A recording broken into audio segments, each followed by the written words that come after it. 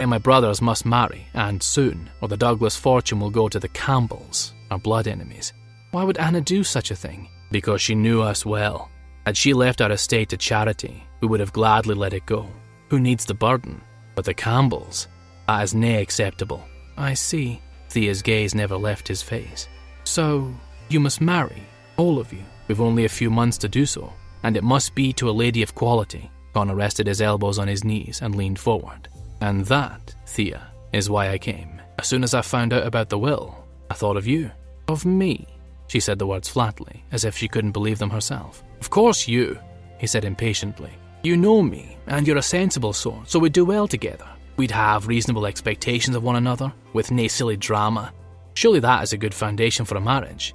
No, you can't be. She stopped, took a deep breath, and placed her whiskey glass at the table, at her elbow. Then she said in a slow, calm voice, Connor, you're not proposing to me while I'm eloping with another man. His smile slipped. It sounded rather poor when she said it that way. Lass, I'm nae disparaging your decision. I'm sure this man is a fine choice for a squire. But I am making you a better offer, a step up from your current path. She stared at him, as if unable to grasp his meaning. With an impatient sigh, he took her hand where it rested on her knee and pressed a kiss to her fingers. Come, love, say aye, and let's have a wee dram in celebration. No!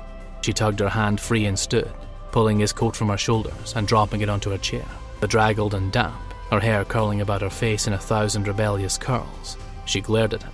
Connor stood. Wait, lass, I was a bit overbold, I know it. Let me explain. No, I don't want to hear another word. But not another word. Theodora turned to leave. Connor grasped her wrist and turned her back so he could explain himself, but her wet skirts became tangled around her legs and she fell. He caught her against him, her chest to his. She looked up at him, her eyes wide, her mouth parted in surprise, because it seemed the most natural thing in the world, and because he wanted more than anything to keep her from leaving. It was a gentle, because you are here kiss, the kind he'd shared with 100 women before, but the second his lips touched hers, a blazing shock of passion shocked his entire body to life, his senses floundering in surprise. She must have felt it too, for she went still in his arms, her hands tangling in his lapels where she gripped him as if suddenly afraid of falling from a great height. Her passion ignited his own, but he moved slowly, as it was obvious she had little experience. She was awkward and uncertain, her lips pressed together, her eyes tightly closed, her expression tense with yearning. Gently, he kissed her, tracing the captivating line of her lips, feathering soft nips until she gasped with want. He instantly captured her mouth and deepened the kiss. She stiffened, but he continued, stroking her back, holding her close. Slowly, she softened, accepting his kiss, and when his tongue brushed hers, she moaned in pleasure. He released his passion, plundering her mouth, teasing her tongue as his heart thundered in his ears. She was so warm, so soft in his arms, her body fitted to his as if made for it. Odd, why had he not kissed her before?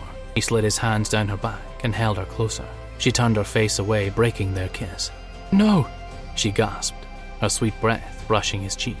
He almost groaned, and he rested his forehead against her temple, struggling to find his own breath, his body stiff with desire. We